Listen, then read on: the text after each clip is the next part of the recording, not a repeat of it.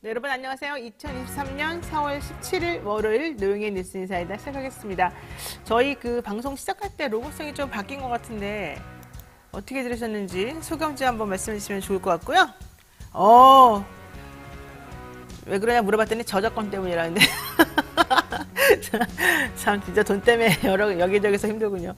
자, 21도 한라사님께서 한노희 기자 멋있어요.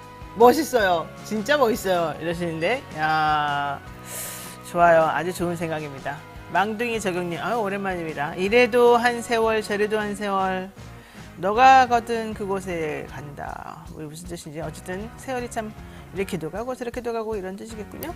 자, 어쨌든 주말 잘 보내셨는지 모르겠습니다. 지난 주말에 다른 때보다 훨씬 더 많은 인파들이 운집을 했다. 예. 광화문과 시청 앞에. 근데 전광훈 씨의 앞으로 행보가 매우 주목이 됩니다. 지금 국민의힘당에서 전광훈 씨를 손절하는 분위기에다가 전광훈 씨가 500억에다가 아파트 두 채 받고도 또 꿈쩍도 안 하고 안 나간다고 버티니까 드디어 정의 19역에서 그래 안 해. 너 절로 가든지 말든지 맘대로 해. 네 빼놓고 우리가 다 개발하겠어. 라고 했대요. 그러면서 전광훈 씨가 드디어 오늘인가요? 네, 나 중대 발표를 하겠어. 기자회견 하겠어. 라고 얘기를 했답니다. 자, 국민의힘과 한번 결별하겠다는 뜻인지 대통령을 공격하겠다는 뜻인지 독립적으로 독자적으로 광화문에서 집회는 계속 열겠다는데 만약에 그런 식으로 된다면 그 내용은 기존에 본인이 해왔던 것하고 좀 많이 다른 양상으로 갈 것 같기도 하고요. 변희재 미디어워치 대표가 맨날 주장하는 게 정광훈 씨하고 같이 같은 목소리를 내면서 한번 이 현 정권에 대해서 정을 한번 해보겠다 이런 얘기를 많이 했기 때문에 혹시 그런 맥락 중에 하나일지 한번 기대가 되는 아침입니다. 자, 뭐 그 얘기는 제가 차차 소식 들어온 대로 말씀을 드리도록 하고요. 오늘 여러분 시원하게 한번 진행해 보겠습니다. 오늘의 방송 내용 먼저 한동희 기자와 함께 뉴스픽 준비되어 있고요. 대담한 대담 시간에는요. 김의겸 더불어민주당 의원하고 전화 연결되어 있습니다. 그리고 마지막 슬기로운 경제생활 시간에는 이인철 소장과 함께 또 앞으로 향후 우리나라 그 경제 정책 특히 이제 금리 동결, 미국에서도 지금 금리 동결한다 그러죠. 우리나라도 지금 뭐 3.5%포인트 얘기했는데 요 관련된 내용 한번 살펴보도록 하겠습니다. 자, 생방송 중에 궁금한 내용 언제든지 댓글로 남겨주시고요. 저는 잠시 후 한동희 기자와 함께 돌아오겠습니다.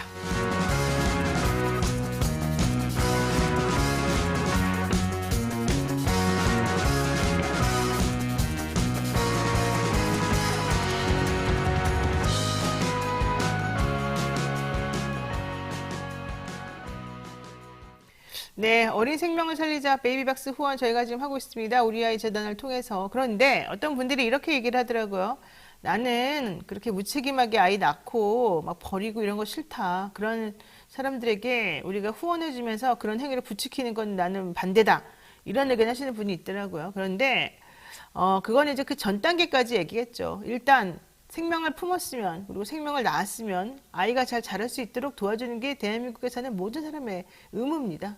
저는 그래서 그 모친과 부친이 그 아이를 그런 식으로 생각했던 어떻게 하든 어쨌든 귀중한 생명을 지키고 낳았다면 나머지 시스템에 대해서는 우리가 아이들을 키우고 이런 것에 대해서는 우리가 다 같이 사회 공동체에서 키워주는 거다라고 하는 인식을 가지고 이 태어난 생명을 보호하는 것은 또 별개의 문제라고 생각해요. 그래서 혹시라도 이런 운동에 대해서 거부감을 가지시는 분이 있으시면 물론 그 의견도 존중합니다만 또 다른 쪽에서는 생명 존중이라고 차원에서만 한번 좀 살펴봐 주시고 나머지 이데올로기적인 거는 좀 나중에 생각했으면 좋겠어요. 자, 여기까지 하고요. 바쁜 아침 오늘 꼭 알아야 될 뉴스들만 엄선해서 대신 정리해드리죠. 듣기만 해도 이해가 쏙쏙 되는 뉴스픽 시간입니다. 한동인 뉴스마터 기자 나왔습니다. 안녕하세요. 안녕하세요. 네, 오늘 눈썹이 엄청나게 지금 강조한 눈썹인데요. 이거 무슨 순학질 여사 옛날에 생각나네 갑자기. 김미아 씨가 했던 아침부터 또 힘을 줬군요. 네, 좋아요. 그렇습니다. 자, 김건희 씨 최측근이 지난번부터 공석이었던 의전 비서관에 결국 들어앉았군요. 네, 그렇습니다. 이제 김일범 전 의전 비서관이 이제 사퇴한 이후에 그 후임으로 김건희 여사의 최측근인 김승희 선임 행정관이 정식 임명될 예정입니다. 일단은 비외교관 출신인 김선임 행정관이 의전비서관을 맡는 것은 일단 이례적이라는 평가가 나오는데 김건희 라인으로 분류되는 상황에서 그리고 고려대 미디어대학원 최고위 과정 30기 동기 이 부분이 좀 주목이 되고 있습니다. 그러니까 우리가 이제 보통 사회 나가면 정규적인 그런 학력이나 이런 거 혹은 뭐 이런 거 말고 각 학교별로 네. 엄청 비싸게 그 돈 있는 사람들만 이렇게 딱 뽑아가지고 최고위 과정이니 뭐 무슨 과정이니 해서 만들어서 그런 거 해요. 네. 그럼 이제 정말 비싼 돈 내고 한 1,000만 원 정도씩 내고 한 학기 정도 이제 서로 친목 도모하고 또 후원금도 많이 내고 학교에 기부도 많이 하고 이제 이러면서 그 사람들이 사회적으로 활동하게끔 하는 그런 친목 단체가 엄청나게 많이 생기는데 여기서 만난 겁니다. 이 김건희 여사하고 이번에 신임 김승희 행정관하고 네. 그래서 고려대학교에서 고려대학교 미디어대학원에서 주관하는 그런 최고위 과정에서 만난 건데 결국 이 만남을 통해서 그냥 외교관 출신의 비서관을 밀어내고 본인이 들어간 거네요. 네, 지금 그 암투 과정이 있었다 이런 얘기까지 나왔는데 김건희 여사의 최측근을 임명한 것은 부적절하다 이런 지적이 나오고 의전비서관 자리 자체가 굉장히 중요한 자리입니다. 일단 대통령의 해외 순방에 동행을 하고 의전과 각종 행사를 챙기면서 이제 지근거리에서 보좌를 하기 때문에 핵심 참모로 꼽히는데 김건희 여사의 라인이다 이런 부분이 문제가 되고 있고 일단 업무 특성상 이제 국제 의전 관례 이 부분이 굉장히 중요하기 때문에 외교관 출신이 맡아왔었는데 지금 김건희 여사의 힘이 작용하고 있다 이런 비판이 나오고 있습니다. 얘기 들어보니까 외교부 사람들 지금 되게 속이 말이 아니다 이런 얘기 많이 들었어요. 외교관이든 아니든 간에 그쪽 분야 일하는 외교부들은 정말 이 엘리트식이 엄청난 사람들이고 자기 하는 일에 자부심이 많은 사람들인데 그러한 일을 정말 경력도 없고 본인들이 보기엔 전문가도 아닌 사람이 딱 들어와가지고 하겠다? 이거는 도대체가 있을 수 없는 일이라는 겁니다. 게다가 사사건건 부딪혀서 계속 본인들이 밀려나고 그 자리를 정말 듣도 보도 못한 분들이 채워지는 걸 보면 아마도 많이 속에 탈 것 같은데 이 사람은 그러면 무슨 전문적인 지식이 있거나 어떤 종류의 뭐 노하우가 있거나 뭐 능력이 있거나 이런 겁니까? 일단은 행사 및 전시기획 분야 전문가다. 그래서 대선 경선 캠프를 거쳐서 국민의힘 선거대책본부에서 홍보본부 기획단장을 맡은 바 있기는 한데 지금 뭐 이게 윤석열 대통령이 해외 나가서 계속해서 의전 실수가 있었던 면을 고려하면 좀 부적절한 인사다. 그래서 사실 보수신문에서는 지금 탁현민 전 비서관을 예를 들고 있습니다. 그 당시에도 이례적이었다라고 얘기를 하는데 탁현민 전 의전비서관 같은 경우에는 일단 문재인 정부에서 실력을 인정받은 바 있고 이게 지금 대통령 배우자 로 이제 김승희 전 행정관이 이제 임명이 된 거기 때문에 여기에서 이런 부분들이 문제가 되고 있는데 제2부속실까지 없앴는데 오히려 활동을 늘리고 있는 상황에서 이런 부분들은 부적절하다 이런 얘기가 나옵니다.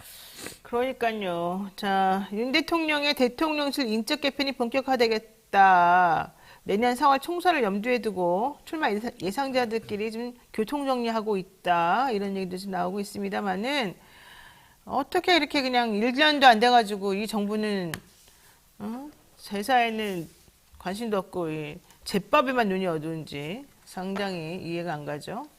자, 어쨌든 중요한 거는 이번에 미국 방문 우리나라 대통령 부부의 방문이 성공적으로 이루어져야 된다 하는 게 이제 중요할 것 같은데 생각보다 이게 쉽지 않다는 거 아니에요? 네, 그렇습니다. 그리고 일단 김건희 여사 자체가 광폭 행보를 이어가고 있다. 이런 평가가 나오고 있습니다. 일단 지난 9일부터 14일까지 총 6건의 공개 일정을 소화를 했고 한 건의 비공개 일정을 소화를 했는데 이게 기존에 말했던 것과 달리 정치적 메시지를 계속해서 내고 있다. 이런 평가가 나옵니다. 네, 에밀리 킴님께서 말씀하십니다. 국민들이 쓴소리를 경고하면 알아들을 만한 상식이 없고 이러니 특검을 하루 종일 해야 되는 거 아니겠습니까? 스트레스를 풀 수가 없는데 살 수가 없네요. 이러네요. 투진맘님께서 탁비서관하고 누굴 비교하냐고요. 도대체 말이 되냐고요. 이런 얘기 하셨고요. 강아지님, 국정개입 노골적으로 하고 있는 거 이거 수수방관하는 거 말이 됩니까? 민주당도 정신 차리십시오. 여연님. 야, 제가 영어, 이분이 한문으로 쓰셨다가 제가 한번 못 읽을까봐 여여라고 또 써주셨어요. 이런 너여자 정도는 제가 압니다. 근데 어쨌든 여연님. 지기들끼리 다 헤쳐먹으라고 하면 되지 않을까요? 알겠습니다. 자, 어쨌든 민주당 반응 썩 좋지는 않습니다. 김 의전 비서관 자질이 결국 안 좋다는 거 아니에요? 네, 그렇습니다. 지금 한가하게 김건희 여사 최측근이나 챙기고 있을 때가 아니다. 그런 자리가 아니다라는 입장을 보이고 있고 지금 공약을 깨도 좋으니 제발 이제 제2부속실을 만들어라 라고 얘기하고 있는데 의전비서관실을 이제 제2부속실화 시켰다. 이런 비판을 내놓고 있습니다. 그러게요. 이 김 의전 비서관, 즉 김승희 씨는 사실은 지난번에 뭐 김성환 안보실장, 이문희 전 외교비서관, 그리고 김일범 전 의전비서관 이 사람들하고 직접적으로 싸우다가 승리한 사람이라는 거예요. 요점은. 네, 그렇습니다. 이 경제 의혹의 한복판에 서 있는 장본인으로서 1대 3으로 그냥 다 이겨버렸군요. 네. 그리고 의전비서관까지 능력도 자리했습니다. 좋군요. 네, 알겠습니다. 자, 여기에 대해서 납득할 만한 설명도 없이 외교 안보 라인의 교체. 이제는 김여타 최측근 임명을 너무 그냥 노골화시키는 거. 대통령실이 편협한 인사관에 경악을 금치 못하는 거. 이거 모두 우리가 생각해봐야 될 거다라고 지금 민주당에서 반응이 나오고 있습니다. 자, 두 번째 이슈 보죠.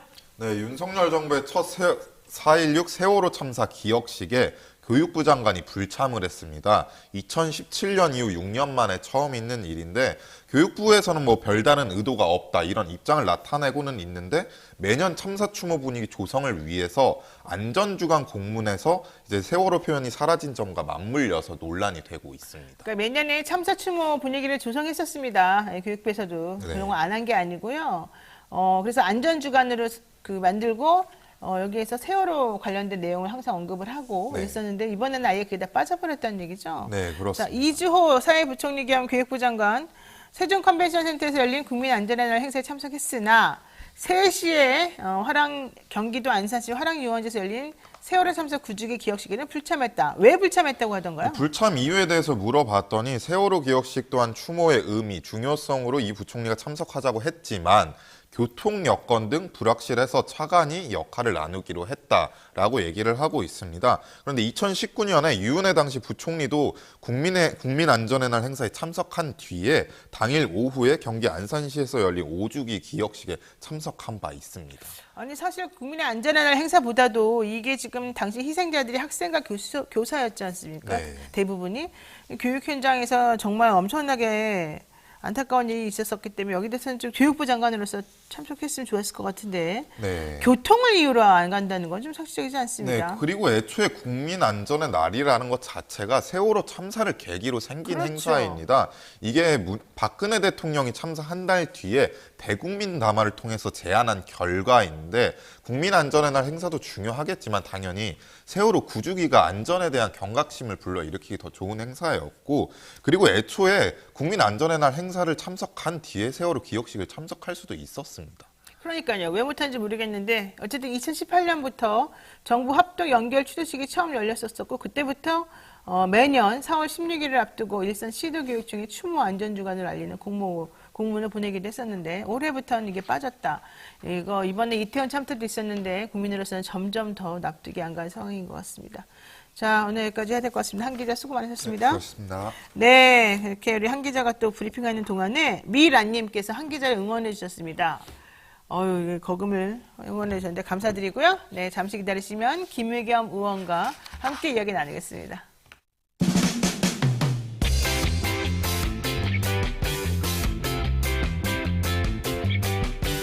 여러분은 지금 노영희의 뉴스인 사이다와 함께하고 계십니다.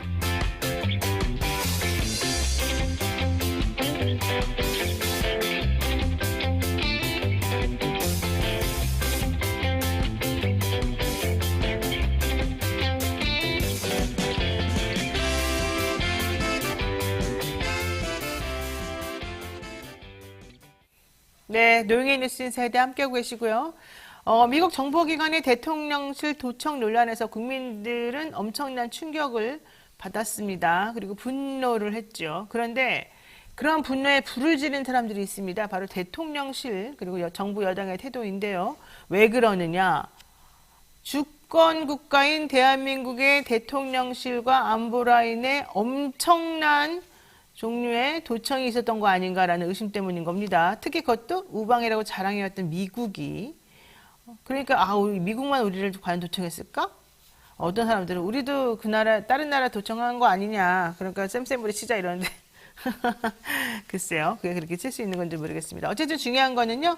미국 정보기관의 대통령실 도청 논란에서 국민들은 그 도청 사실 자체만으로도 화가 많이 나 있지만 우리 정부와 대통령실의 적반하장식 태도에 대해서 매우 유감을 표현하고 있다. 이 얘기를 안 할 수가 없습니다. 특히 안보 1차장 김태효 실세라고 불리는데 이분은 도청에 악의가 없더라.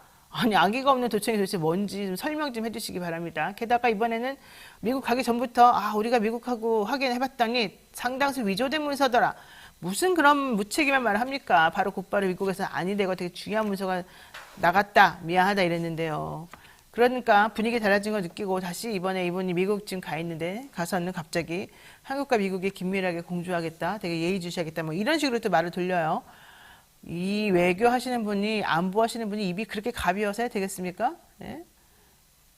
본인들 나라를 생각하는 본인들 나라의 국민들이 본인은 어떻게 생각했습니까?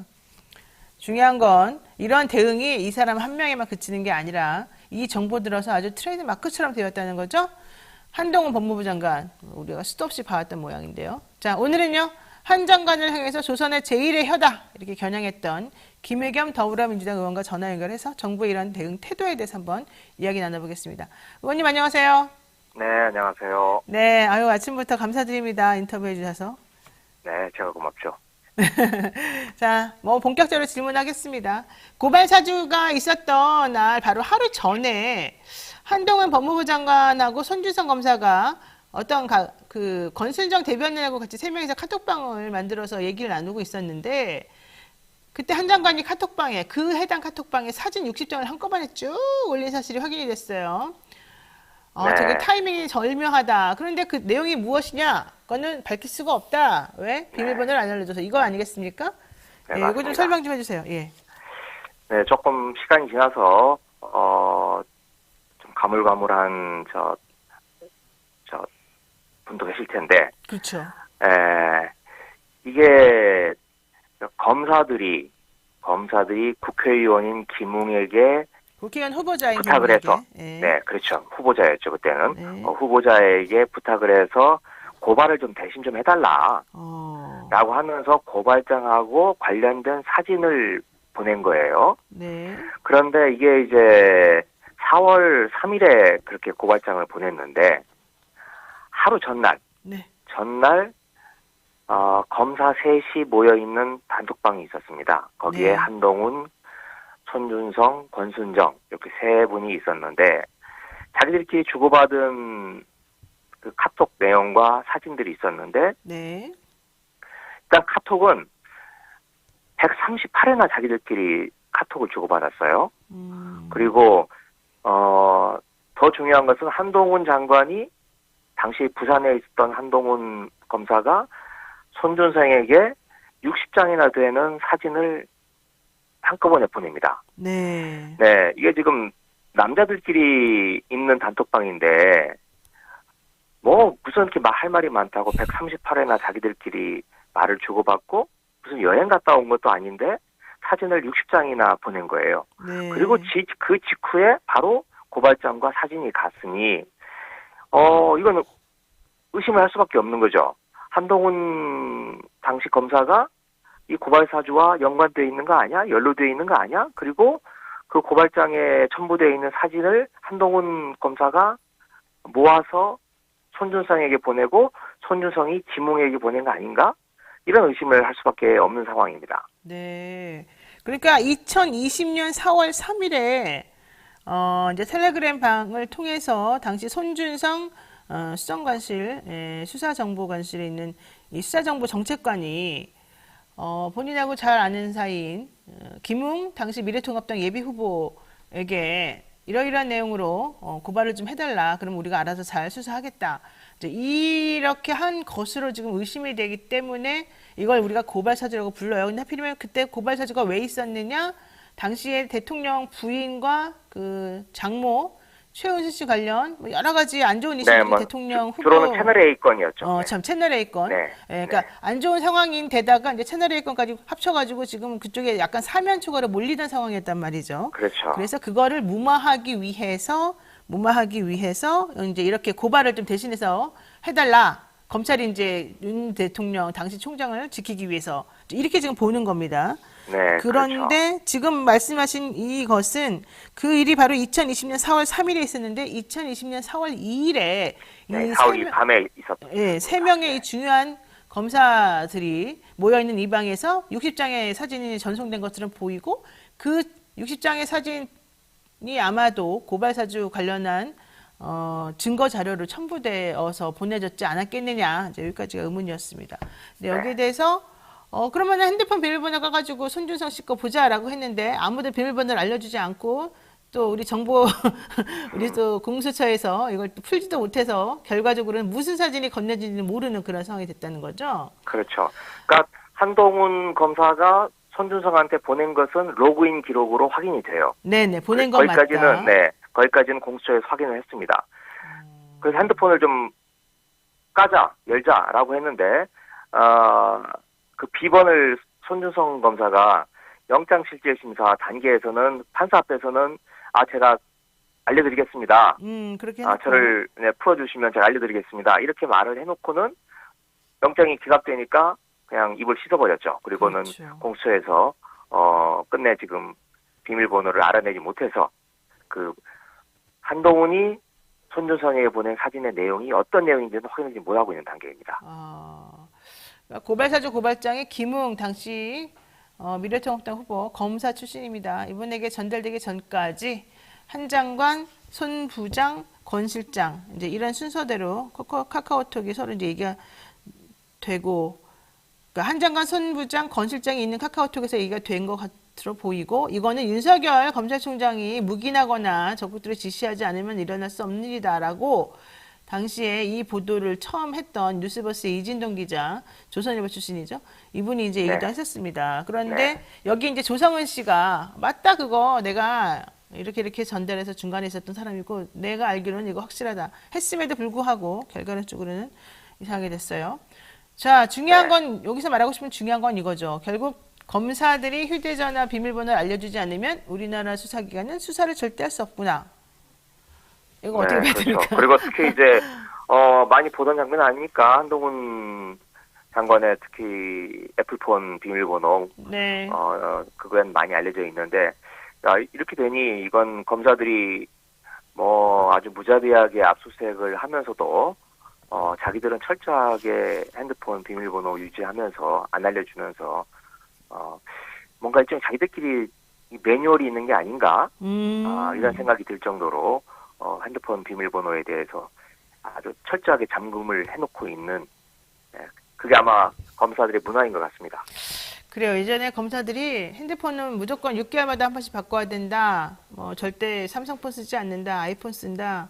뭐 검사들이 핸드폰에 들어있는 중요 정보를 어떻게 망가뜨리는지 알려준 바도 있다. 뭐 이러면서 전자레인지에다가 유심칩을 뭐 녹여버린다든지 별별 얘기가 다 나왔어요. 그리고 맞습니다. 핸드폰 한강에 엄청나게 막 다 집어 던지기도 하고 한강에 쌓여있다는 거 아닙니까? 이런 걸 보게 되면 참 핸드폰 비밀번호 까여가지고 공개당하는 사람들은 뭔지. 자, 좋습니다. 근데 중요한 건 이제 결론적으로 요즘에 이제 이런 식으로 일이 퍼지다 보니까 사실은 아무도 검사들의 죄를 밝혀내기가 어려워졌다 이런 얘기예요. 솔직히 말하면. 원래 그렇게 어려워진 정도가 아니라 뭐 불가능해져 버린 거죠.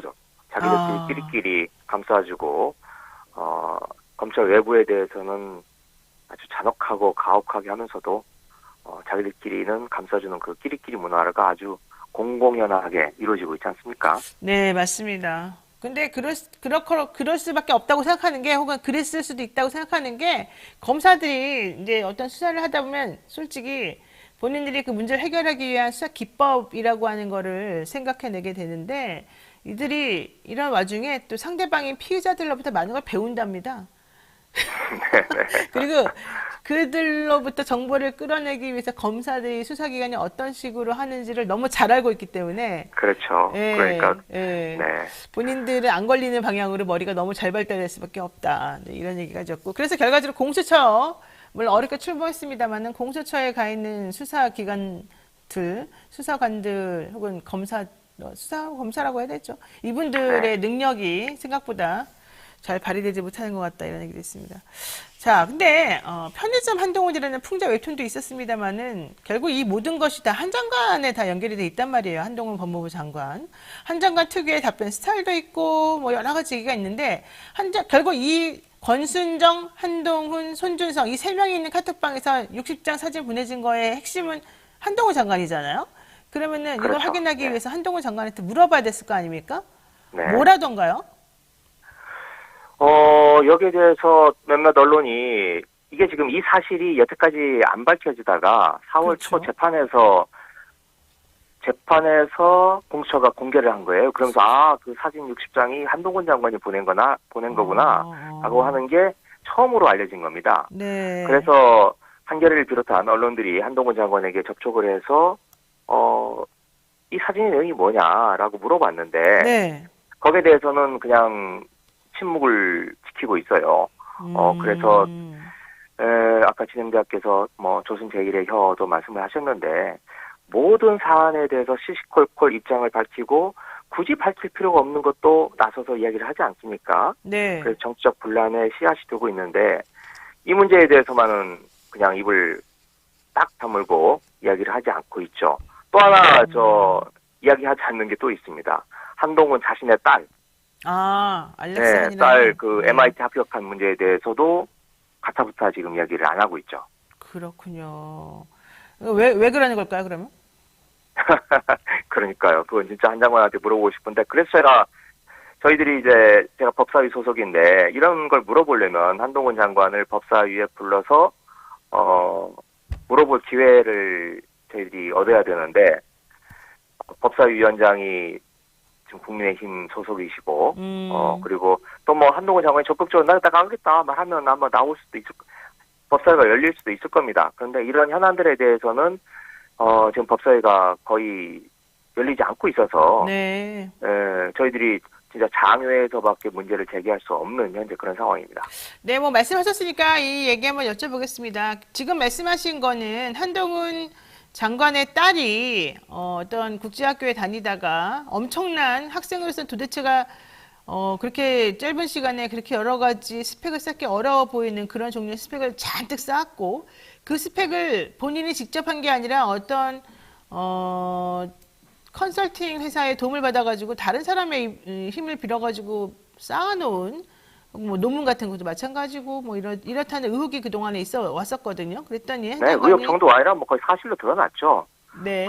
딸의 논문 문제, 뭐 대필, 뭐 표절 이런 것들은 거의 사실로 드러났는데. 근데 사실 원작자도 누군지도 막 나오기도 했으니까. 나오고 그렇죠. 어디 뭐 멀리 있는 그런 여하튼. 그런데 중요한 건 이게 이제 청문회에서 문제가 됐었죠. 네.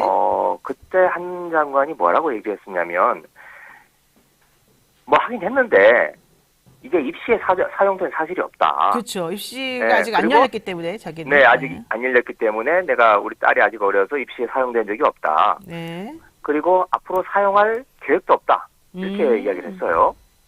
뭐 그게 지난해니까 1년이 지나고 이번에는 이제 딸이 MIT에 합격을 한 걸로 보입니다. 네. 이것도 뭐 한 장관이 입을 다물고 있어서 최종 확정이 된 건 아니지만 입을 다물고 있는 걸 보면 사실 모양이에요.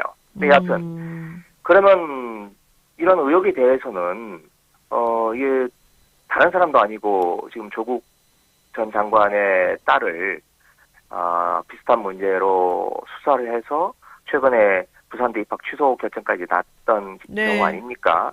그 당사자이기 때문에 자신과 관련된 문제에 대해서는 훨씬 더 엄격하게 잣대를 들이대서 과연 MIT 합격을 할 때 어떠한 그 근거 자료를 제출을 했는지 제목만이라도 공개를 하는 게 공직자로서 마땅한 도리라고 생각을 합니다.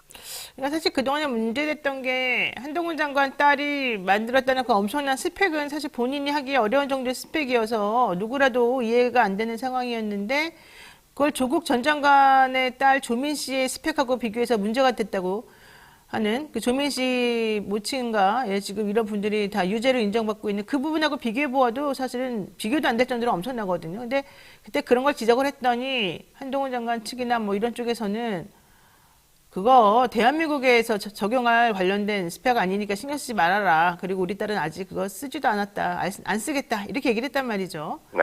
근데 사실은 조국 전 장관의 아들이 뭐 외국의 대학교 다니면서 오픈북 시험 보는 와중에 엄마하고 아빠의 도움을 좀 받았네 안 받았네 이걸 가지고 그렇게 망신을 주던 상황이라고 한다면 요거하고 그 스펙하고 전혀 상관이 없다는 식으로 말하는 건 좀 이해가 안 간다는 게 첫 번째였고 그렇죠. 네. 네, 두 번째 이번에 MIT라고 하는 그 좋은 학교에 들어갔는데 과연 그럼 그런 스펙을 하나도 안 썼을까 본인이 약속한 대로 이게 또 좀 궁금하다는 거예요. 그렇죠. 자 그러다 보니까 한 장관 딸 MIT 합격 소식에 대해서 입학 경위를 제대로 조사해달라 이런 국제 청원이 많이 등장을 했답니다. 그래서 한인사회에서 특히 엄마들이 30쪽도 넘는 종이 분량으로 이 한 장관 딸의 문제점에 대해서 특히 그 사촌들이 유펜 다니는 것과 관련해서도 여러 가지 증거를 들이대면서 조사해달라고 얘기를 했다는데 MIT가 사기꾼들의 놀이터가 되면 안 된다 이런 청원까지 했다는 거죠. 자 이런 청원 무슨 의미가 있을 것이고 이런 청원 과연 성공할 것인지 이럼에도 불구하고 장관은 꿋꿋할 것인지 이 부분이 좀 핵심인 것 같아요. 네, 제가 지금 한번 그 청원 사이트에 들어가 본 게 며칠 전이어서 네. 정확한 숫자가 지금 어떻게 되는지 모르겠는데 아마 지금쯤이면 3만 명을 넘어섰을 것 같은데요. 청원 숫자가. 네. 네, 그때 보니까 하여튼 요 사이트가 이런 청원을 하는 사이트 중에서 아주 제일 큰 사이트였어요. 그래요. 예. 그리고 그리고 많은 사람들이 청원을 한 경우가 지금 이 한동훈 장관의 딸이었기 때문에 MIT에서도 분명히 알고 있을 겁니다. 그래서 학교 쪽에서 우선 좀 공개를 했으면 좋겠고 뭔가 답을 했으면 좋겠고 그게 안 된다면 그 이전에 한 장관이 먼저 이런 국민적 의혹이 제기되는 문제에 대해서는 스스로 나서서 밝혀야 된다고 생각을 합니다.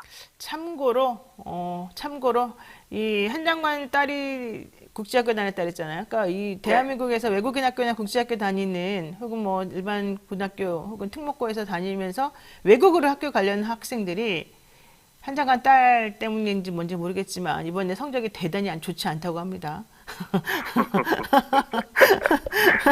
지금 다들 막 피해가 막금이다 이런 얘기 지금 속으로 막 부글부글 끓이면서 엄마들이 하는 걸 내가 들었는데 예, 상당히 학교들마다 제보 좀 해주세요, 제보. 학교들마다 지금 상당히 네, 저희들도 뭐 알아보려고 많이 노력을 했는데 네. 워낙 저희들하고 다르죠. 예. 네, 달라서 접근이 쉽지 않더라고요. 네. 네. 자, 어쨌든 그래서 사실은 아마 이 형평성 논란에서는 계속해서 당분간 벗어나기 어려운 것으로 보이고요. 요거 하나 여쭤보겠습니다.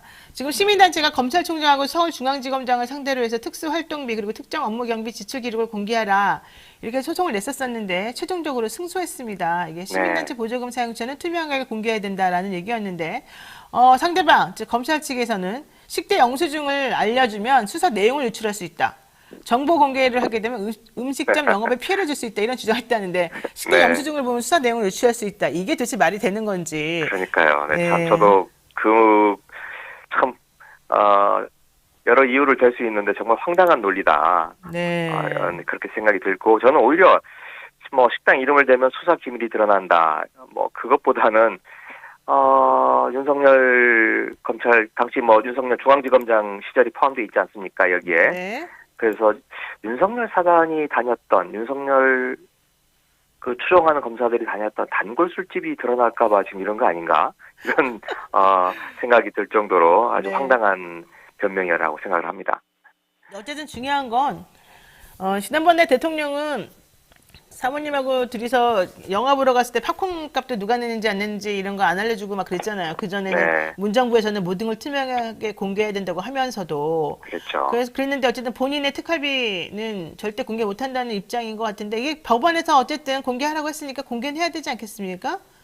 네, 공개를 해야 되는데 몇 가지 뭐 이름을 지우고 뭐 여러 가지 조건을 달아서 공개하라라고 하는 판결이 나왔는데 얼마나 성실하게 이행을 할지 한번 국민들이 같이 좀 지켜봤으면 좋겠습니다. 맞습니다. 그래도 이게 그냥 말만 그치는 게 아니라 법원에서 그런 판결이 나왔기 때문에 이제 의무적으로라도 내야 되는데요. 대검찰청과 서울중앙지검은 2017년 1월 1일부터 2019년 9월 30일까지 지출한 특수활동비와 특정 업무경비 집행정보와 증빙서류, 업무 추진비 지출 증빙서류를 원고에게 공개를 해야 됩니다.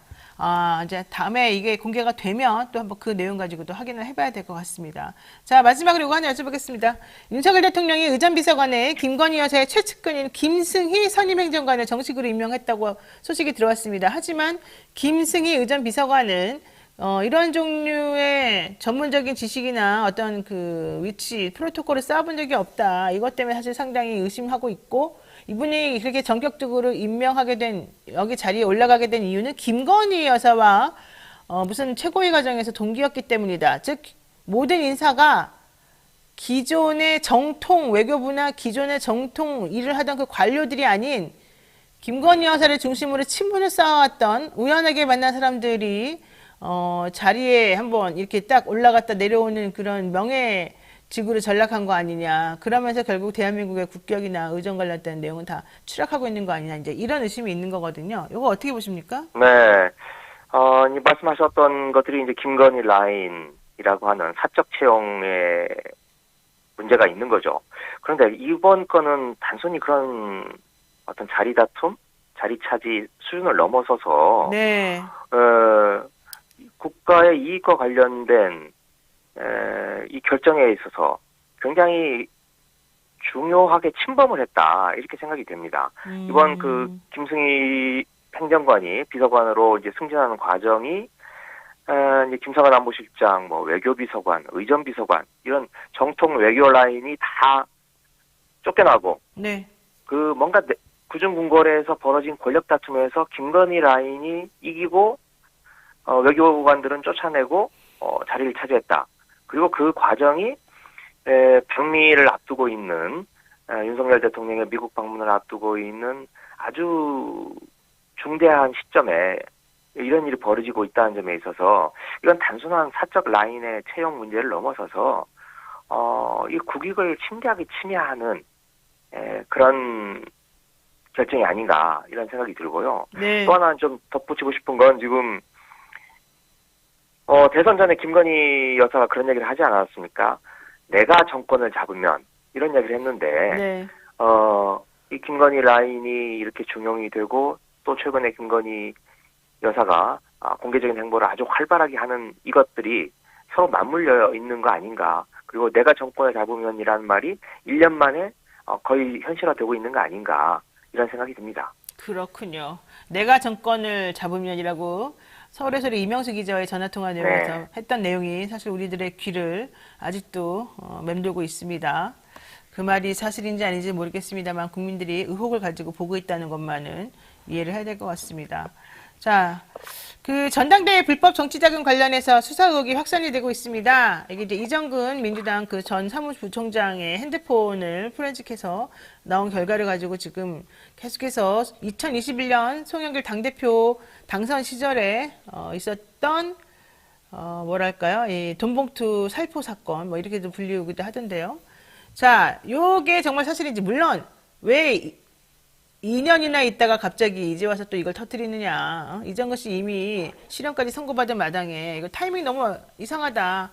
지금 현재 국민의힘이 사면초가 놓여 있으니 대통령 사면초가 놓여 있으니 이걸 일부러 터뜨려가지고 하는 거 아니냐. 이런 정치 탄압 의혹도 있습니다만 그게 있는 것하고는 별개로 전당대회 불법 정치자금 살포라고 하는 건 매우 부적절하고 옳지 못한 행동인데 여기에 대해서 당에서는 어떤 조치를 취할 예정이십니까? 네, 이 건이 수사상당히 오르게 된 과정에 대해서 말씀하신 것처럼 많은 문제점이 있지만 지금은 우선 드러나고 있는 문제, 이 문제에 민주당이 좀 해답을 줘야 될 것 같고요. 그렇죠. 지금 당에서는 조사를 해서 자체적으로 조사를 해서 이 문제에 대한 진상을 먼저 좀 파악을 하겠다. 그리고 그걸 국민들에게 공개하겠다라고 지금 약속을 했기 때문에 네. 좀 엄정하고 그리고 냉정하게 이 문제를 좀 철저하게 조사를 해서 국민들에게 좀 밝혀야 된다고 생각을 합니다. 네. 워낙 이 선거 자금 관련해가지고 여기저기서 옥죄다 보니 자원봉사자들 밥값 쓰라고 준 게 좀 잘못된 것 같다. 이게 이제 민주당에서 나온 변명이긴 한데요. 그것하고는 별개로 그렇다 하더라도 이런 일은 네. 있으면 안 되기 때문에 좀 더 적극적으로 선제적으로 오히려 잘못한 건 잘못한 것으로 인정을 하시고 털고 가는 게 맞을 것 같습니다.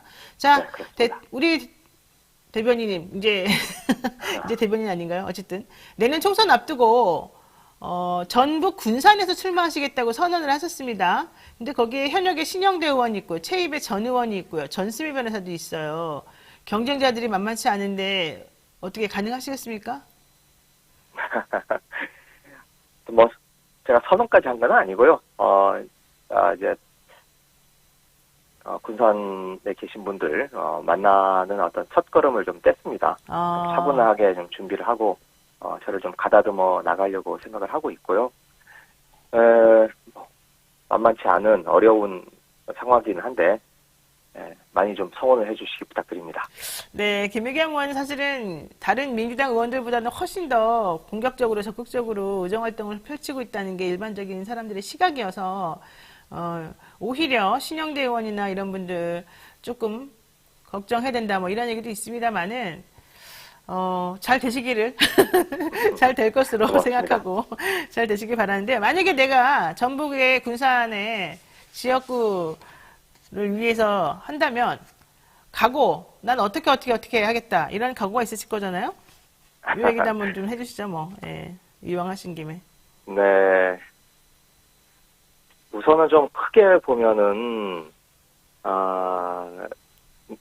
호남이 민주당의 심장부라고 할 수 있지 않겠습니까? 네. 그래서 호남이 좀 이 심장처럼 활기차게 움직이면 민주당도 살고, 그렇지 않으면 민주당도 어려워지는데 그럼 활력이 지금은 조금 떨어져 있는 상태 아닌가 싶어서 제가 조금 매기의 역할이라 할까요? 민주당이 활력을 되찾는데 좀 일조를 하고 싶다라는 생각이 있고요. 이건 정치적으로 그런 거고, 두 번째로 이제 군산 지역 경제 많이 어려운 것들은 온 국민들이 아시리라고 생각을 합니다. 그 어려움을 뚫고 나갈 수 있는 그 길을 같이 시민들과 함께 고민을 해서 멀지 않은 기간 내에 좀 공약으로 한번 다듬어 볼 생각입니다. 네, 미소짱님께서 저 군산입니다. 응원합니다. 꼭 나오십시오. 얘기하셨고요. 네, 오영삼님 고맙습니다. 환영합니다. 김어준님, 깨어있는 민주시민들 군산 김의겸 의원 응원 많이 하고 지지해주세요. 이렇게 얘기하셨는데요. 군산 깨시민님들이 많으시군요. 아미리다님도 그렇고요. 자, 모두 감사드리고 의원님이 많이 힘을 얻었을 것 같습니다. 오늘 말씀 여기까지 마쳐야 될 것 같습니다. 고맙습니다. 네, 고맙습니다. 네. 네, 노영의 뉴스 인사이다 함께 하셨고요. 잠시 기다리시면 슬기로운 경제생활로 돌아오겠습니다.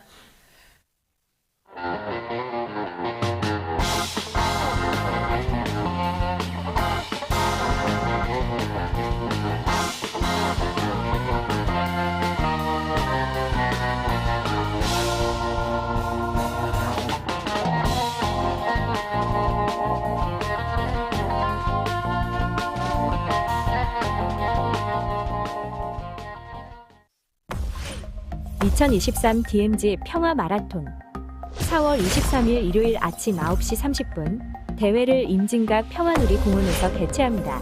참가비 전액은 참가자 이름으로 기부되며 기부금 영수증 발급이 가능합니다. 우리 미래인 어린이들에게 희망을 심어주기 위해 2023 DMZ 평화 마라톤을 개최합니다. 여러분의 많은 참여 부탁드립니다.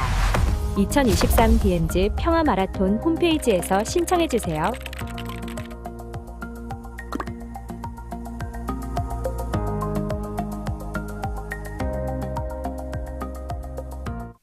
네, 매주 월요일 아침 알아두면 피가 되고 뼈가 되고 살이 되고 나아가서 돈이 되는 경제 뉴스, 슬기로운 경제생활 시간입니다. 이인철 참 좋은 경제연구소장 모셨습니다. 어서 오세요. 네, 안녕하세요. 네, 돈 좀 벌겠습니까 우리 앞으로? 오늘이 단도직입적으로? 돈 버는 소식이긴 한데 네. 좀 불안불안한 돈 버는 소식. 그래서 어쨌든 기존에 말을 했던 것보다 조금 희망찬 그런 월요일이 되는 것 같아서 제가 한번 여러분들께 멍석을 깔아드렸어요. 멍석을. 자, 최근 주식 투자자들 사이에서 가장 핫한 주식이 바로 에코프로라고 하는 2차 전지 업체이더라고요. 저는 뭐 배터리 시장에 한번 전지 업체 한번 투자했다가 크게 당한 적이 있어서 절대 안 하고 싶습니다만은 네. 그래도 앞으로 이제 이런 쪽이 유망한 건 확실한 것 같고요. 전기차 배터리 소재를 만드는 에코프로 3인방의 주가 흐름세가 단연 지금 지난주 내내 화제로 들어왔습니다. 에코프로는요, 올해 들어서만 주가가 지난주 중에 7배 넘게 올라서요, 현대차의 시가총액을 추월할 정도로 과열 양상을 보이고 있다. 이런 얘기입니다. 시가총액이 43조 원을 돌파했다는 얘기인데요. 이야, 현대차 매우 기분 나쁘겠습니다. 관련해서 자세한 소식을 얘기를 들어볼 텐데요. 앞서 2차 전지업체다라고 해서 이 에코프로 설명을 해주셨는데, 제가 말했죠, 설명한다기보다는. 에코프로 3인방, 또 2차 전지업체, 뭡니까 도대체 이게? 그러니까 이게 새로운 기술 아시죠? 네, 새로운 기술. 예. 투자하셨죠? 저한테 아픈 마음에, 아픈 기억을 자꾸 상기시키지 마시고. 왜냐하면 이게 네. IMF 시절이에요. 1999년에 아마 새로운 기술이 아마 이 벤처 거품의 원조 시조색격이에요. 이게 왜냐하면 1999년 당시 8월에 2,300원이던 주가가 6개월 사이에 30만 8천 원까지 뛰어요.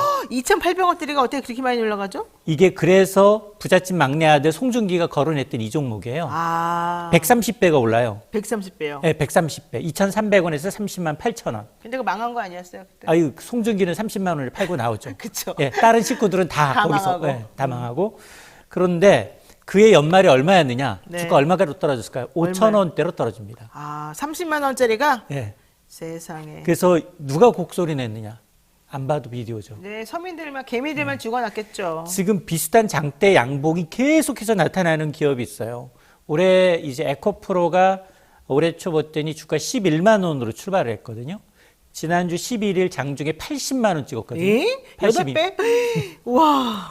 82만 원 찍어서 종가가 76만 9천 원. 그리고 주말에 이틀 내리고 하루 올라서 지금 61만 1천 원인데 연초 대비 6배가량 오른 거예요. 그럼 도대체 이들 회사가 뭐냐? 예, 왜 갑자기 이렇게? 코스닥 3인방인데요. 네네. 에코프로, 에코프로 BM, 에코프로 HN.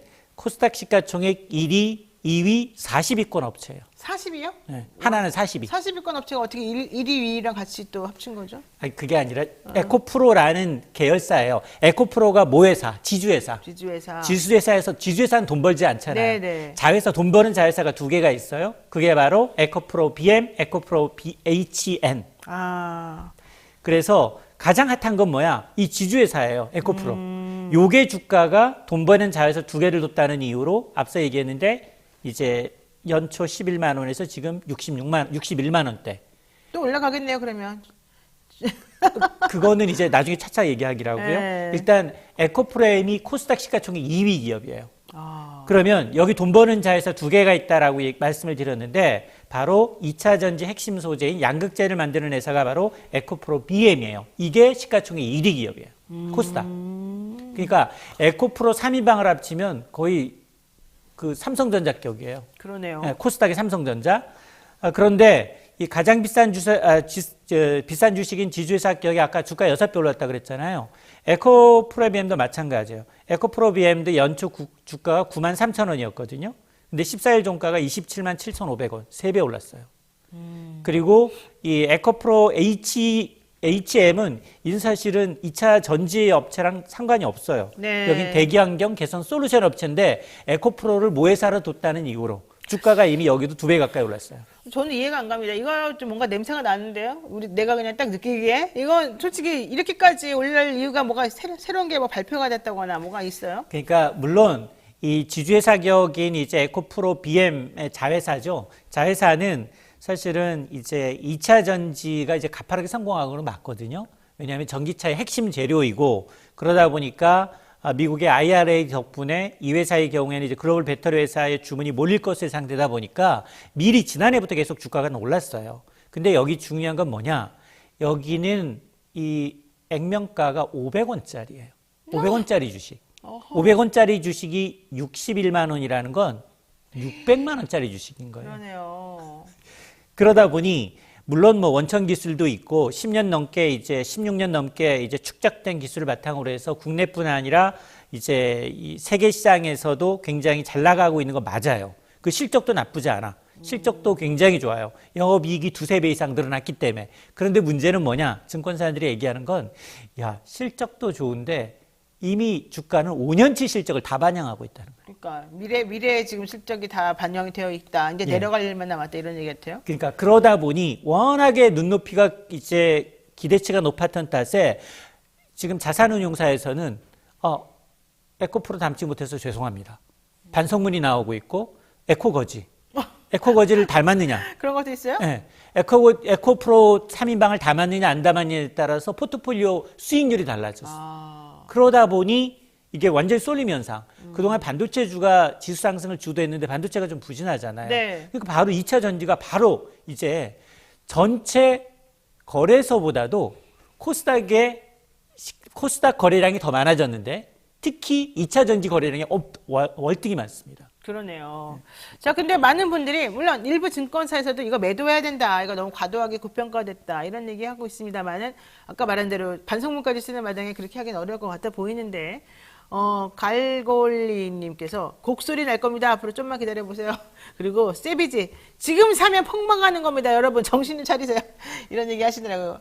저는 못해요. 이게 현기증 나요. 우리는 못 들어가. 하루에도 막 10%, 20%씩 하루에 변동성이 있기 때문에 이 왜냐? 우리가 앞서 제가 이제 새로운 기술을 먼저 말씀드린 이유가 네. 30만 8천 원 가면 우리가 이런 게 있어요. 개인 투자자들은 FOMO 증후군.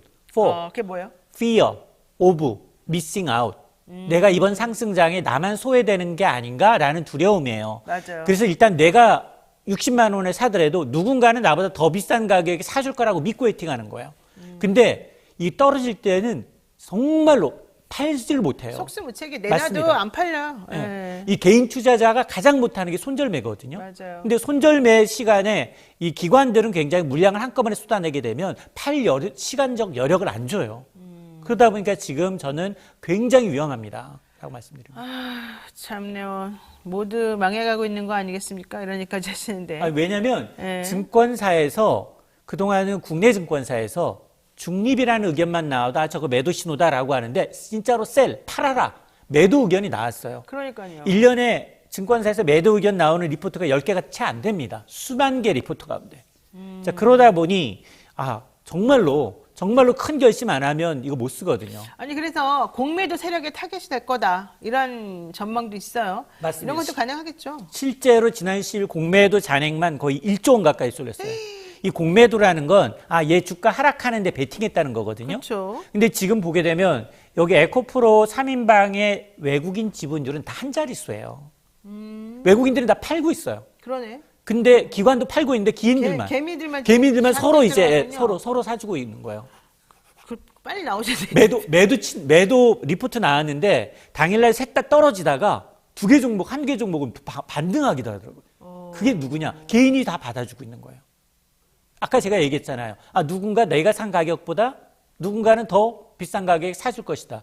지금 여기 60만 원의 사기에서 10% 먹으려면 66만 원 가야 되는데 물론 하루에도 갈 수 있어요. 근데 10만 원 먹으면 거기서 빠져나오지를 못하고 계속 돈을 더 집어넣는 현상이 나타나고 있어요. 자, 중요한 거는 나오는 타이밍입니다, 여러분. 이게 좀 눈여겨서 잘 보시다가 남보다 좀 손해본다 싶을 때 타세요. 내가 보기엔 그게 제일 나아요. 그래서 이 고점을 우리가 완전히 할 수 없어요. 주식 투자 격언에 뭐라고 나와 있느냐?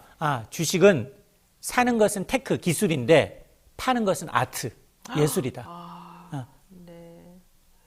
본인이 종교를 갖고 계시다면 물어보십시오.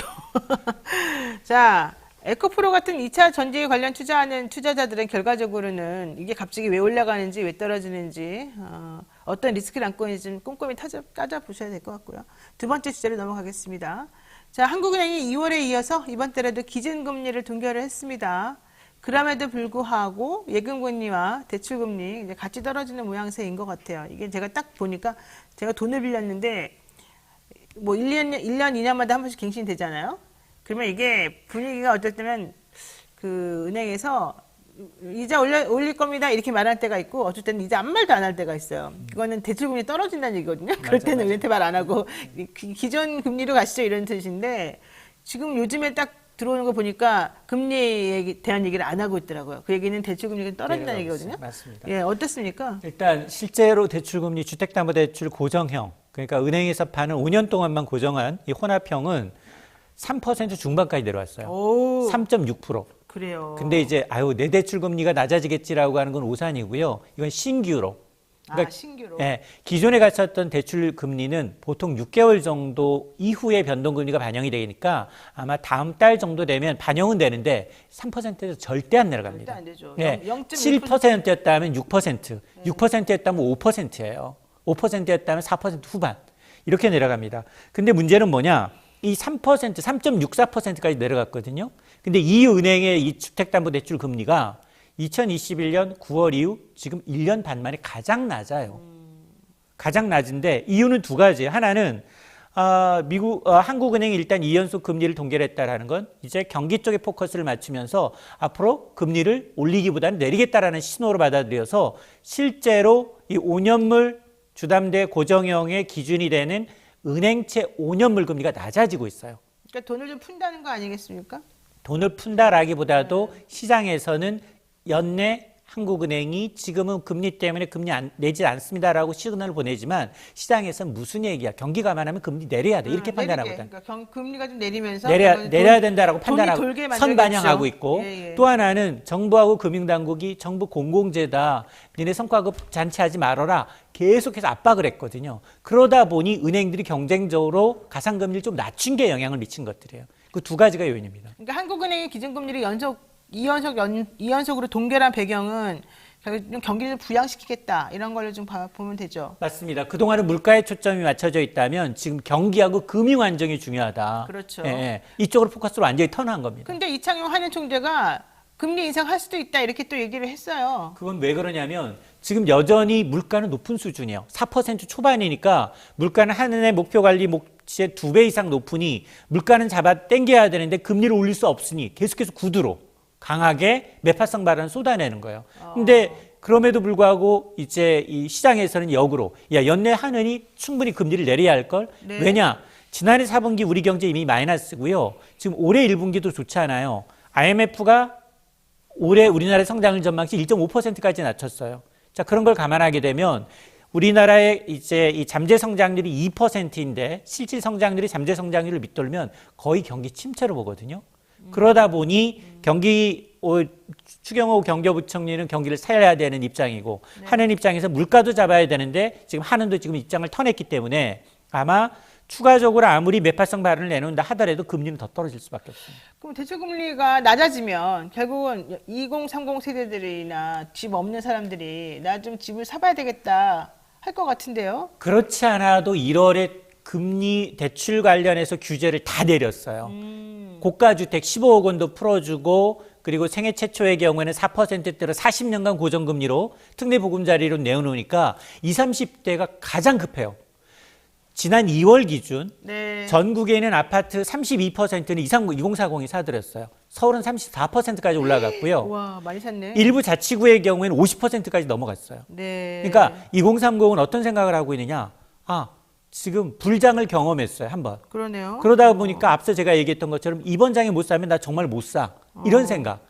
근데 문제는 뭐냐? 지금 정부조차도 지금 주택이 소득 대비 부동산 시장에 아직은 덜 빠졌다라고 보고 있거든요. 아하. 그럼에도 불구하고 지금 금리가 이렇게 내려와 버리면 지금 부동산 시장을 잡아준 건 정책이 아니라 금리거든요. 금리. 예, 금리가 급격하게 올라감으로 해서 사람들이 금리 무서워서 대출받아 집 못 사겠네 이런 시그널이었는데 지금 반대로 가고 있다는 거죠. 그러니까 지금 생각보다 이 금리 인상해서 가는 기간이 길지가 않아요. 생각보다 한 1년 정도밖에 안 돼서 조금 짧다는 느낌이 들긴 하더라고요. 자, 향후에 근데 대출 금리가 더 내려간다는 거 아니겠습니까? 그러면 집값 반등에 영향이 조금 있을 것도 같고요. 저도 개인적으로 가장 걱정되는 부분이에요. 왜냐하면 집값 다시 올라간다? 그러니까 올라갈 분위기는 아니에요, 사실은. 그럼에도 불구하고 금리가 낮아지게 되면 여기 지금 우리가 금리 최저가 주택담보대출 기금리 2%까지 내려왔었거든요. 근데 지금 3% 중반이에요. 그러니까 금리가 계속해서 조금 높은 수준이에요. 조금 높은 수준이긴 한데 근데 지금 대출 규제를 다 풀어놨단 말이에요. 네. 그리고 미분양이 많아지고 있고 그런데 불구하고 이제 좋지 않은 건 인건비, 원자재비, 계속 오르다 보니까 단가는 올라가고 있거든요. 그러니까 네. 사람들이 심리가 복잡해요. 그러네요. 무주택자는 급해지고 있고, 그리고 이제 또 분양은 점점 안 되고 있고, PF 네. 때문에 이제 사업 자체가 좀 묶이고 있고, 이러다 보니까 야, 수요 공급상 나중에 2, 3년 후에는 이게 지금 물량이 부족한 게 아니야, 이런 게 있다는 거예요. 그러니까 정부에서 또 이 미분양된 곳에 PF로 문제가 되는 것도 다 정부는 들여가지고 해결해 준다고 하니까 또 갑자기 기대감이 막 상승하면서 이거 집값 올라가는데 나만 또 바보 되는 거 아니야, 이런 느낌이 좀 있다는 거예요. 솔직히. 맞습니다. 근데 PF가 정부가 아직 그 부실 그 미분양까지 사주진 않겠다라고 이제 선을 그었지만, 그럼에도 불구하고 지금 규제를 계속해서 완화하다 보니까, 완화한 효과, 여기다 금리까지 낮아지다 보니까 사람들이 집값 더 떨어지지 않겠느냐라는 기분이 기본적으로 깔려 있다는 겁니다. 그렇죠. 네, 오늘 말씀 여기까지 들어야 될 것 같습니다. 에코 3인방 사신 분들 잘 타이밍 맞춰가지고 잘 빠져나오시기 바라고요. 못 사신 분들 그거 내 거 아니니까 너무 속상해하지 마시고요. 자, 여기까지 해야 될 것 같습니다. 지금까지 참 좋은 경제연구소 이인철 소장이었습니다. 고맙습니다. 네, 노영의 뉴스 인사이다. 오늘 월요일 순서 어떻게 보셨는지 모르겠습니다. 좋아요, 댓글 많이 많이 보내주시고 구독, 좋아요 꼭꼭꼭꼭꼭 눌러주시기 바랍니다. 자, 내일은요, 문희정 국제시사평론가와 함께 대담 한번 이어져 나가면서요, 대통령 방문 관련된 내용, 또 기타 여러 가지 외교 안보 관련된 내용 한번 들어보겠습니다. 전 내일 아침 7시 30분에 다시 찾아뵙겠습니다. 고맙습니다.